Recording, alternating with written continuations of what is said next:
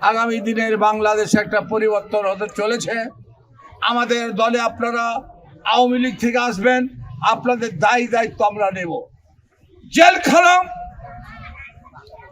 নবাবগঞ্জ থানা, যে কোনো দায়িত্ব আমরা নিব ইনশাআল্লাহ। আপনারা আওয়ামী লীগ থেকে জামাতে জয়েন করেন, আপনারা বিএনপি থেকে জামাতে জয়েন করেন, আপনাদের দায়িত্ব নেব। জামাত হিসেবে আইগলা জামাতি মনে করেন না, এখন শক্তিশালী জামাত। নবাবগঞ্জের সমগ্র সমস্যা এখন লতিফুর রহমান দেখে।